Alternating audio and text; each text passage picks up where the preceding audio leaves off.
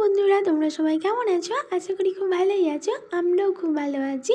আজ অনেক দিন পর নতুন একটা ভিডিও নিয়ে চলে আসলাম। আজকে ছিলাম ঘাটালে অনুকূল আশ্রমে। আমি জায়গাটার নাম শুনেছি, ছবি দেখেছি, কিন্তু আমি কোনোদিনও যাইনি। আজ আমার প্রথম দিন। সেই জন্য আমার বান্ধবী আমাকে নিয়ে চলে গেছিলো অনুকূল আশ্রমে। অনেকেই এসেছো আর অনেকেই আসনি। যারা এখনও পর্যন্ত আসনি তারা আমার সাথে এই ভিডিওতে ঘুরে নাও অনুকূল আশ্রমটা। যাই হোক, অনুকূল আশ্রমটা ভীষণ সুন্দর জায়গা। আমি আজকে প্রথম দিন গিয়ে আমার মন তো ভীষণ ভালো হয়ে গেল। যে মন খারাপ থাকলে ওখানে গেলে মন তো ভালো হবেই। যে জায়গাটা এত সুন্দর, শান্ত পরিবেশ। তো জায়গাটা একটা নিয়ম আছে, ভেতরে নাকি ছবি তোলা বা ভিডিও করা যাবে না। সেই জন্য যা করবে বাইরে থেকে করতে হবে। তো যাই হোক, আমি আর আমার বান্ধবী মিলে ছবি তুলছিলাম, তারপরে করলাম ভিডিও। তো বান্ধবীর একটু যত্ন নিচ্ছিলাম। বান্ধবীকে আমি খুব ভালোবাসি, ও আমাকে ভীষণ ভালোবাসে। আমার যতগুলো বান্ধবী আমায় তো ভীষণ ভালোবাসে, আমিও খুব ভালোবাসি। তোমরাও কি তোমাদের বান্ধবীকে এইরকম ভালোবাসো, যত্ন করো? অবশ্যই কিন্তু জানিও। যাই হোক, আমরা ওখানে ঘোরাঘুরির পর ছবি তুললাম, তারপরে ভিডিও করে একটা ফোনটা আসলো পৌলমিদি বললো মেলায় যাব, সেই জন্য আমার দিকে ডাকছিল। তাই আমরা সবাই মিলে মেলায় যোগদান দিয়ে দিলাম। সবাই একসঙ্গে দেখা, পুরনো বান্ধবী, বৌদিমণি, সবার সাথে।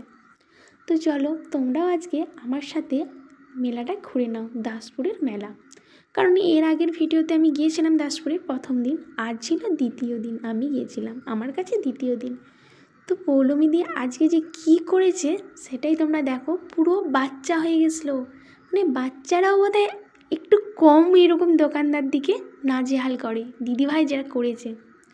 যাই হোক, পৌলমিদি বাসন দোকানে গিয়ে কাকিমাকে জিজ্ঞাসা করছে বাসনগুলো কত টাকা করে, কারণ ও বলছে আমি নতুন সংসার করব, সেই জন্য।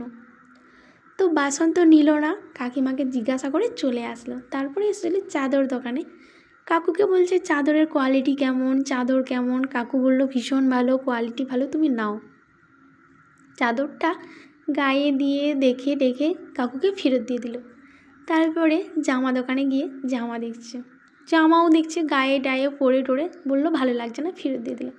চলে গেলে সোয়েটার দোকানে, সোয়েটারও নিল না, কাকুর দিকে কালার চয়েস করলো, দাম জিজ্ঞাসা করলো, চলে গেল সোয়েটার দোকান থেকে। পছন্দ হলো না, বললো পরে আসবো। তারপরে ফুচকা দোকানে খিদে পেয়ে গেলো, এত ঘোরাঘুরির পর খিদে পেয়ে গেছে। তো কি খাবো? ফুচকা। তোমরা তো জানো আমরা মেয়েরা ফুচকা, পকোড়া, মোমো এইসবই খেতে পছন্দ করি। তো আমরা ফুচকা, পকোড়া, মোমো এসব খেলাম। খাওয়ার পর চানা ভাজা খেয়েছিলাম। চানা ভাজা যখন খাচ্ছিলাম, কাকিমাকে এটাই দিদিভাই বলছে একটু ঝাল ঝাল করে মাখাবে। তো যাই হোক, খাওয়া দাওয়ার পরে আমরা গিয়েছিলাম আচার দোকানে, কারণ পৌলমিদি আচার খাবে, কিনবে না, কিন্তু কাকুর কাছ থেকে আচারটা নিয়ে টেস্ট করছে। মানে কীরকম দোকানদারগুলোকে নাজেহাল করছে দেখতেই পাচ্ছ। হাসতে আমার ভিডিও করতে করতে আমি নিজেই হেসে উল্টাবাজি খাচ্ছি। আর পুরো বাচ্চাদের মতন বেলুন ফলানো, তারপর দোকান থেকে ইয়াররিং নিয়ে ইয়াররিং পরছে, ইয়াররিংটা নিল না, পরে আবার রেখে দিলেও বলছে পছন্দ হয়নি। তো যাই হোক, বাড়ি তো আসতেই হবে, অনেকটা রাত হয়ে যাচ্ছিল। তো ওর তো পাগলামি শেষ ছিল না। তো সব বান্ধবীদের সঙ্গে একসঙ্গে দেখা হয়েছিল, ভীষণ মজা হয়েছে, ভীষণ আনন্দ পেয়েছি।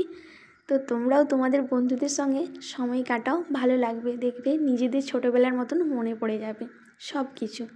আজকের ভিডিওটা এখান পর্যন্তই, কেমন লাগে বলো, টাটা।